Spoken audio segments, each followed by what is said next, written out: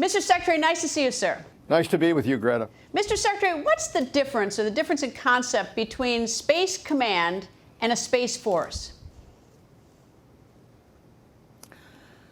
Well, I'm assuming that what they're hoping is that they can provide greater emphasis to our effort in space.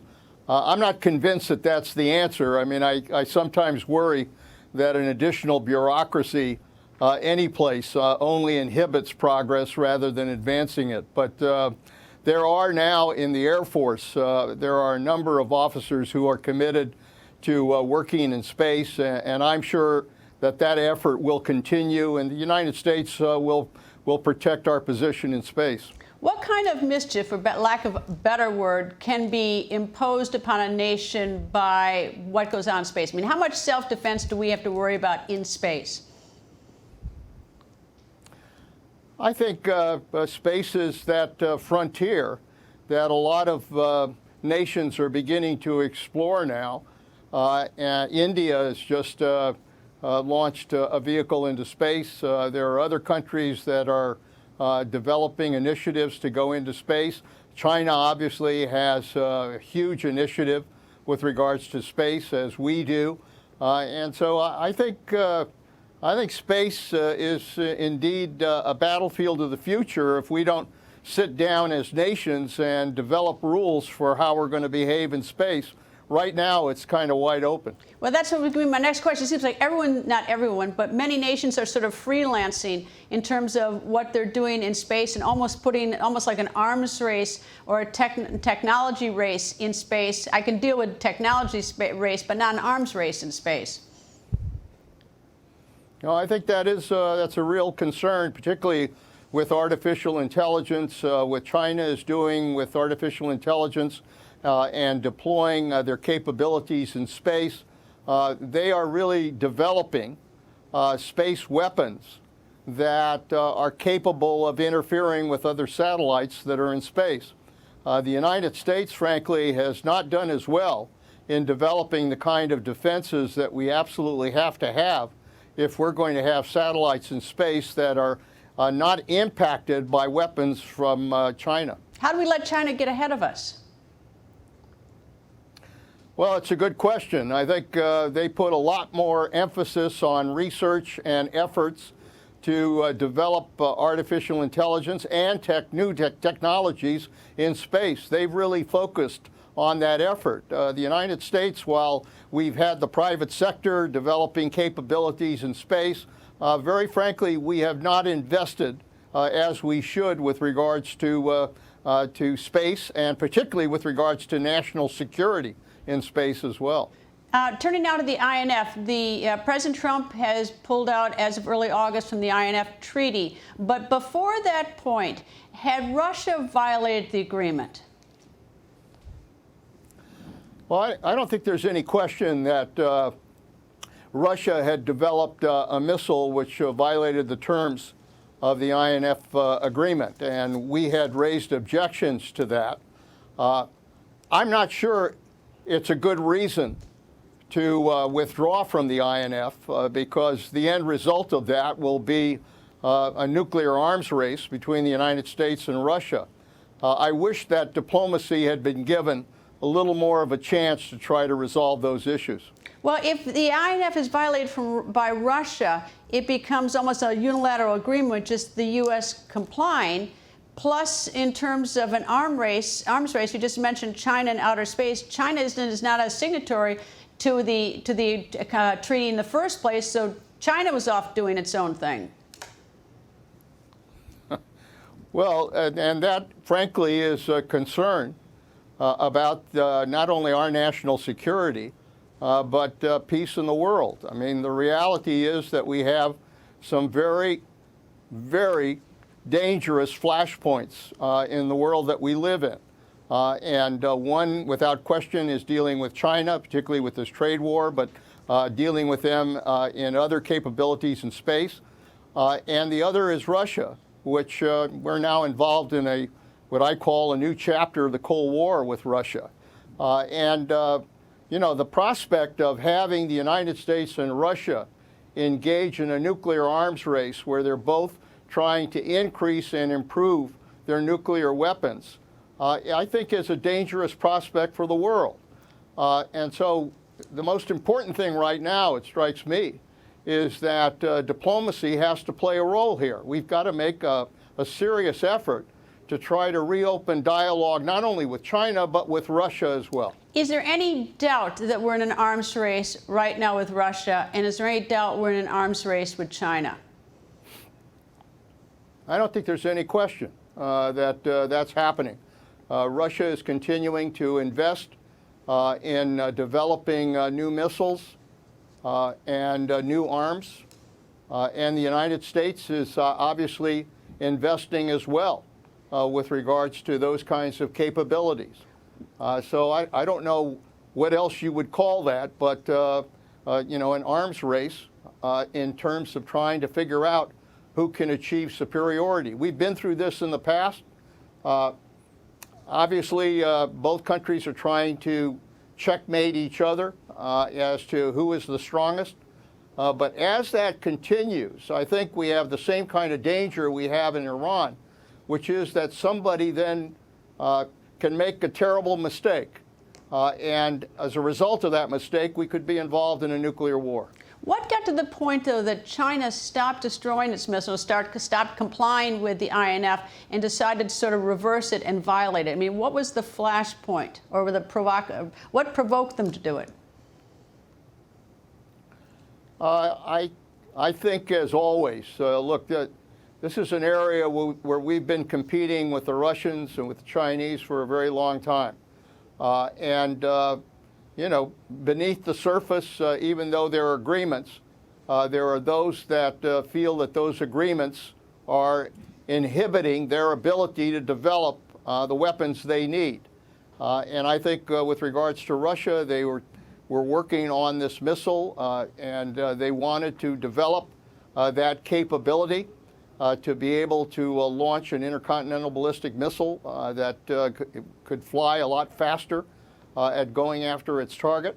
And in doing that and in testing it, that's what created the violation of the INF Treaty. But again, the problem is, you know, both sides now have decided to withdraw from that treaty, which means that the treaty doesn't restrain anybody. And the consequence of that is that both sides are going to be spending a lot more money in investing in what is essentially a new arms race. All right, obviously that looks awful. That's a terrible thing. It's horribly expensive, horribly dangerous, not what anyone should want. But how do you reverse this? How do you get people to the table? How do you get to the point where, you know, the United States can trust Russia having violated earlier the INF? How do you get China, which wasn't even part of the agreement in the first place, to come to the table and discuss this? Well, you're asking the toughest question of all, which is how do we get back to opening up a dialogue that will allow us to try to prevent this kind of uninhibited arms race that we're in right now. There's a lack of trust. There's no question about it. A lack of trust with Russia, a lack of trust with China.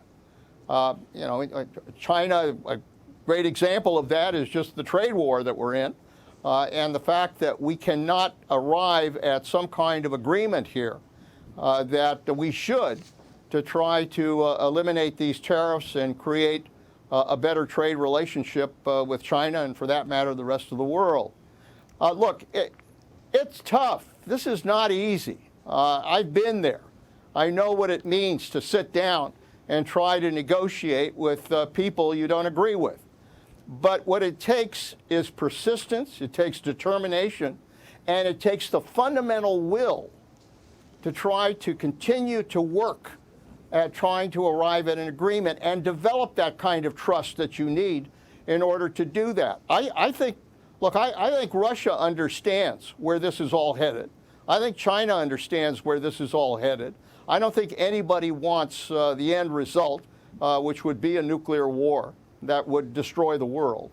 So if that's the case, then I think what the president and what our key diplomats have to do is to be willing to find an approach of sitting down, trusting each other, but being persistent. You're not going to get a quick deal here.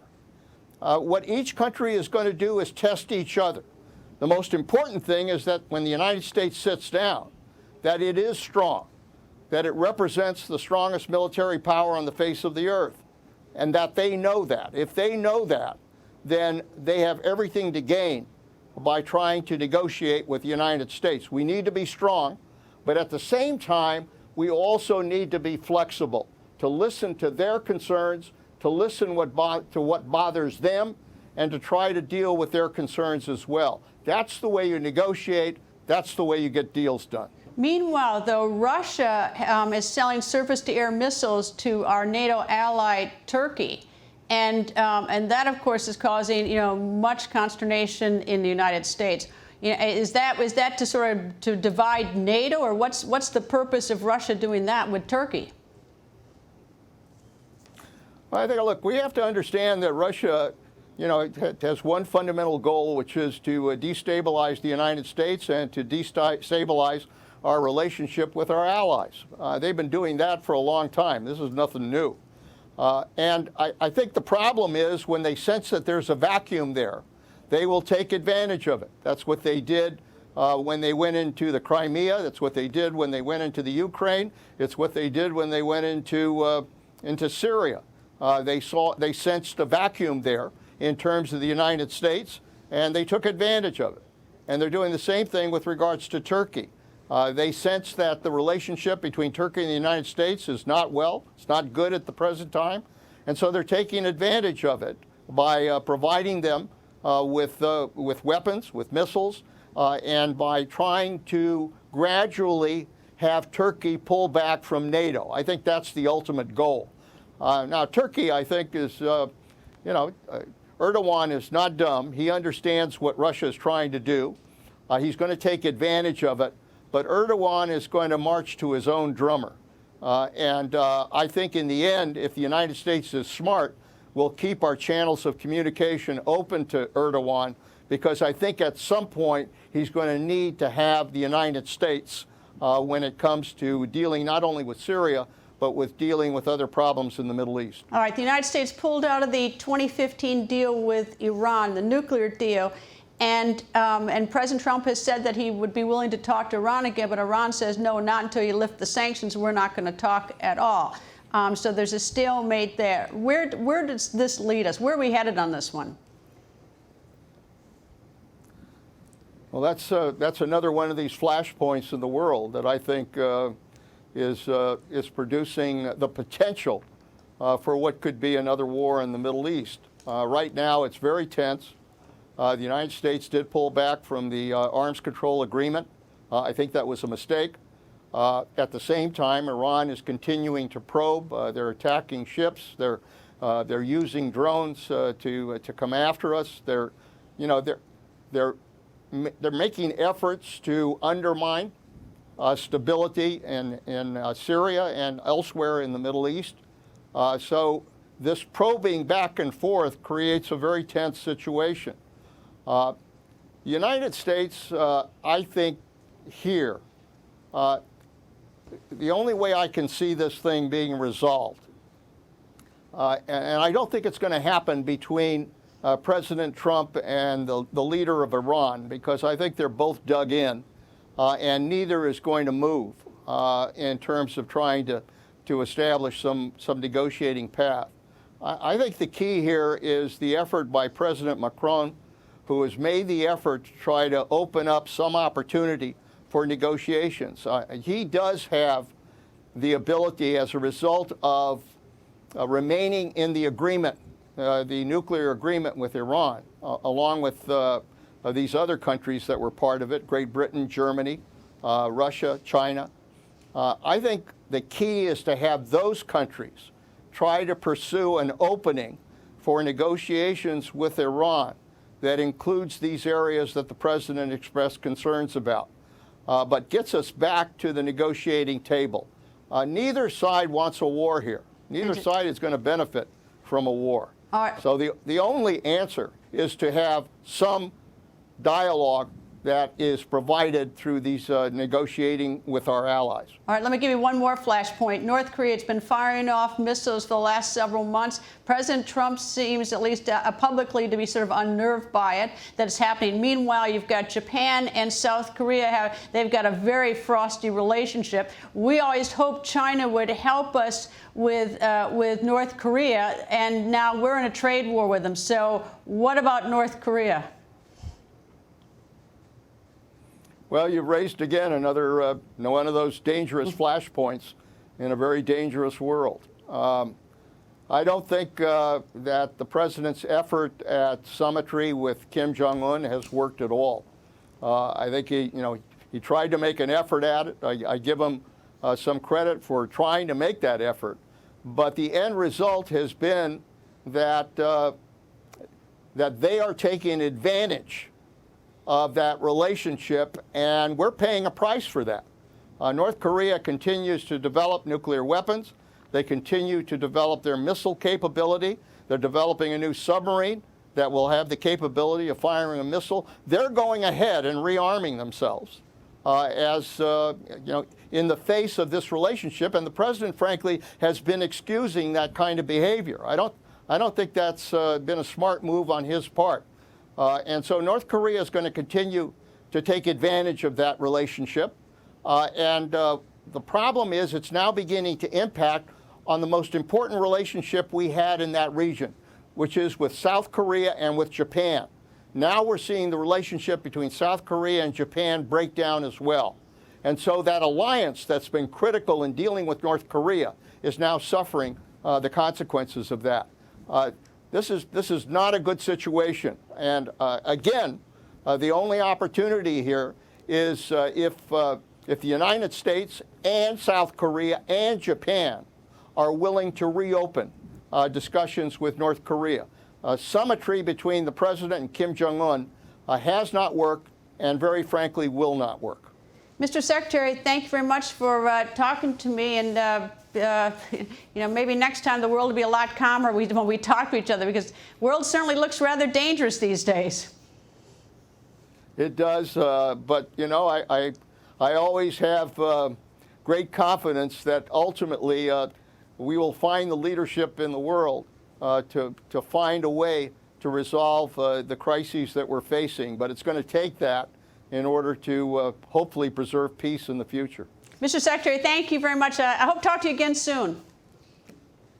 Thank you.